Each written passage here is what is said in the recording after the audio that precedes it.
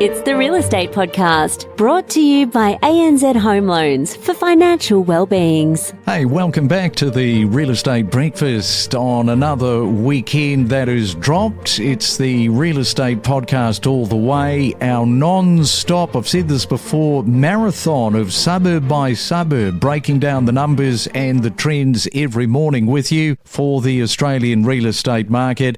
Weekend is here. It is a Saturday morning. Look at the date, June the 21st. And good luck out there if you are attending an auction. You might right now be sitting around that dining room table strategizing. If that is you, good luck. Now, good morning to Lizzie and Sean. You both live in Sydney, both working full-time, doing everything right, you say. This is with regard to saving for a deposit, but just can't get there. You say even moving into a regional area feels out of reach, and every time you think you're getting ahead, prices jump again, and renting feels at this moment in time a little like it's going to be a permanent fixture in your lives. You say that you listen to the podcast religiously hoping for answers, insights or something, but lately the episodes have left you with the feeling, what's the point?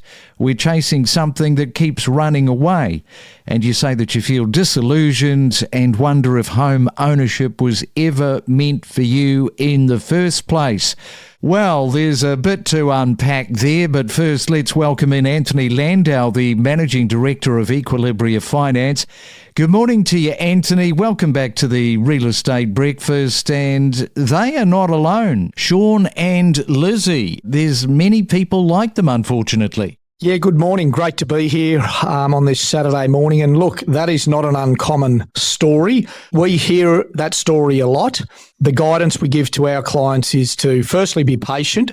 Secondly, really understand what you can afford and what you need to do to get there, whether it's how much you can borrow or what sort of deposit you need. And thirdly, there might be some things on the horizon that will help, some government policy changes around first home buyer programs and stuff like that, lowering of rates. So hang in there, the opportunity will come. That is really good advice, Lizzie and Sean, because you are saving. Keep going. Don't stop now. There will be other first-time buyers listening going, yeah, we're in the same boat. Keep going. Something will break. The dam will break at some point for you. It might be that you get a higher paying job. It might be that somebody comes in and says, look, I'm going to help you. Whatever, don't give up just yet.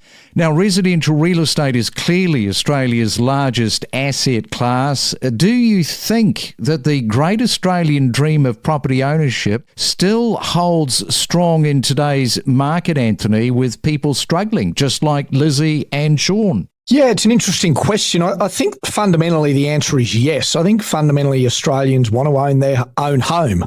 The way they're doing that, the way they're approaching that is changing, no doubt about it. But it's still within reach. But it's certainly still part of our culture and our ambition is to have that home ownership. You mentioned real estate as an asset class. Just really quickly, we're coming into the end of the financial year. Over the last 12 months, we've seen a 6.5% increase in the total value of residential real estate. It's now worth $11.4 trillion.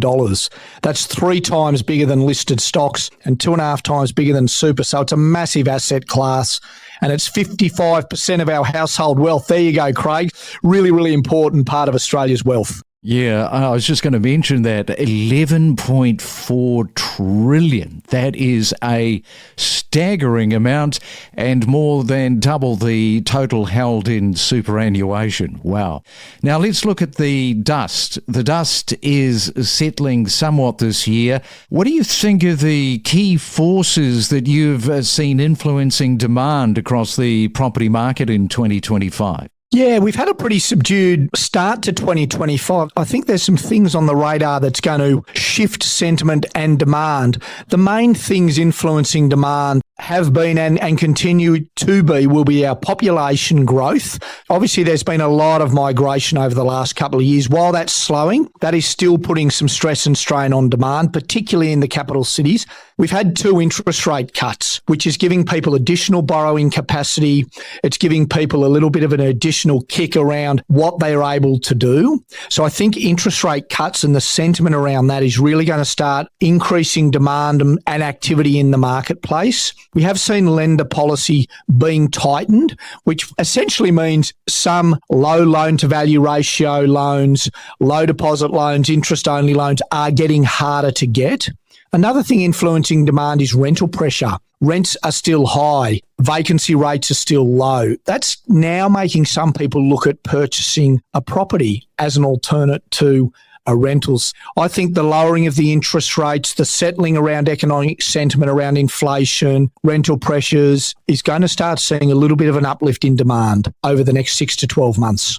Yeah, I was talking to Wendy, a buyer's agent, yesterday there in Melbourne, just talking about some of these vendors that have got unrealistic pricing on their mind. It's also happening in Sydney. That is something that you have no doubt observed. People just, for whatever reason, they can't adjust that the market has actually moved on and they won't get that price. No, they won't. And to your point, listing numbers are down, which is actually creating a bit of urgency and helping hold up prices. But listing numbers or housing supply essentially is down 7% over the last 12 months. And that's fairly significant. And a lot of that is in the less affordable areas where those vendors are still wanting some of the prices that are now unattainable. And it is our Saturday morning. We are talking to Anthony Landau, our mortgage expert. When we come back, we're going to pose the question around first home buyers with Anthony and what are some of the trends. We'll do that after this. From the emotion of property, the economic inflation, managing your expectations, lack of stock, price growth, construction appetite, days on the market. Stay informed with us and know your property. And right now it is time for another property tip. Recently we were talking to Emma in Adelaide. Emma, you got a good one talking about buying into apartments, into units, and those balconies. Got to do the right due diligence. Absolutely. I think if you're buying into any strata complex, it's really important to have a look at the bylaws, the AGMs, and check whether there's any major outstanding maintenance items, because things like balconies can be a major call on each owner. It can sometimes be a 5-figure sum. And that's going to be a nasty sting in the tail for an investor looking for a great return. It's always easy to find this information out by requesting the documents from your agent and also checking all of the strata information that's provided. You're listening to the Saturday Property Market Update. It is a Saturday morning. Anthony Landau is here talking property with me. And Anthony, what's driving, do you think, or constraining the number of homes coming onto the market in 2025? Just before the break, you were saying that, there is this lack of stock at the moment. Vendors, for whatever reason, just not really at the moment prepared to list. No, vendors are holding off a little bit. So listing numbers, as I touched on, are down. I guess the main things, and we've talked about it before, that are influencing supply side are the construction challenges around the costs of materials, the labour shortages, getting projects up and down off the ground. Supply shortage is a chronic issue in Australia. There's no silver bullet. A lot of the things we're seeing that are bringing more demand to the market, government policy, lowering of interest rates, we just physically can't keep up with the supply. So supply is still remaining a major challenge in the market. Probably an area we're seeing a bit of an easing in supply is inner city units. We are seeing some large-scale unit developments that are going up, particularly Sydney and Melbourne. That is helping some price points for first home buyers and investors. Otherwise, supply remains a real challenge.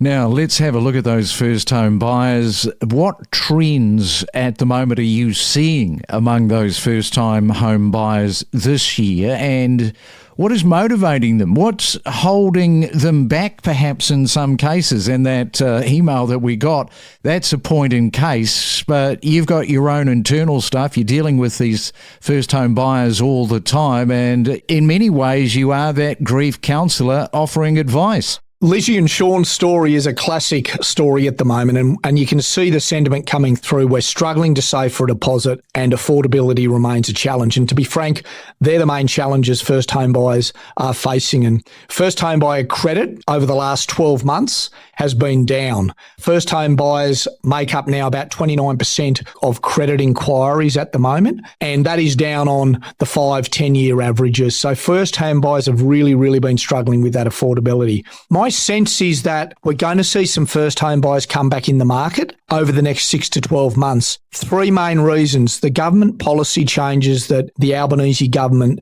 is going to bring to the fore around the first home loan deposit scheme is going to broaden that program to enable more first home buyers to access it. Rental costs are squeezing some first home buyers to look at purchasing. We discussed, Craig, 2 or 3 weeks ago, areas where it's now actually potentially in Sydney cheaper to purchase than to rent.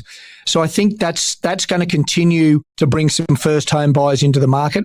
And these falling interest rates, as I mentioned before, we've seen 2 interest rate cuts, which is giving some people an extra $40,000, $50,000 borrowing capacity, potentially another one in July, another 2 or 3 this year. That's going to give some first home buyers some more borrowing capacity to get into the market. So I think this time of first home buyers sitting back with that affordability and deposit challenge, no, it's not going away, but I think there is a little bit of sunshine on the horizon for first home buyers. You know, we've been doing this for a number of years now, Anthony. Go back a few years ago, we're probably saying the same thing when it comes to first home buyers.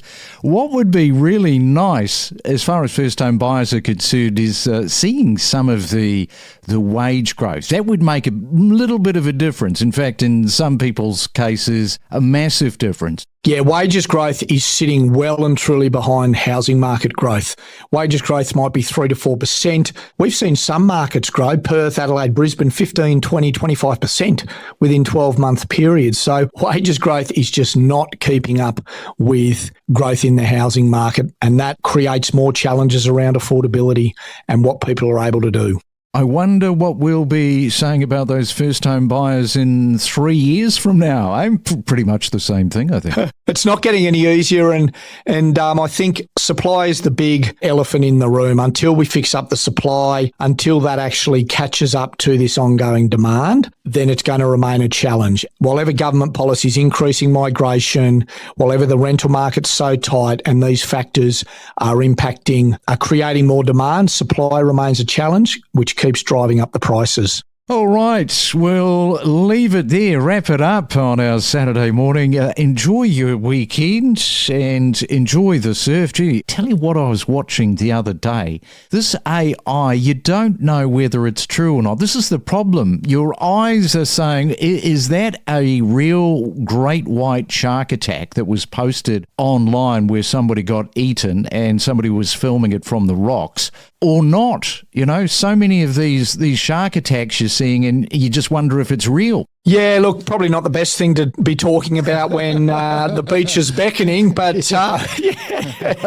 we tend not to think about those things when we're out the surf. But yeah, that AI is pretty incredible. Explore new property destinations where you could live with exclusive interviews covering real estate news and market insights. Big change in technology in 30 years, and also a big change in different markets, because every single market is always different. They're never the same. And it was paper-based back then. It wasn't electronic. The whole industry has changed now. And when you were buying real estate, you had to sign 5 separate paper contracts. And is that something that sort of makes it interesting, like, you know, moving with the times and keeping up with the tech and still remaining relevant? I think that it's one of the most important things is to stay up to date with everything, and you really need to live and breathe a market to understand exactly what is going on, to be able to buy well and make sure you're not making any mistakes. Making mistakes in real estate can be expensive. We connect you to the best real estate information across Australia.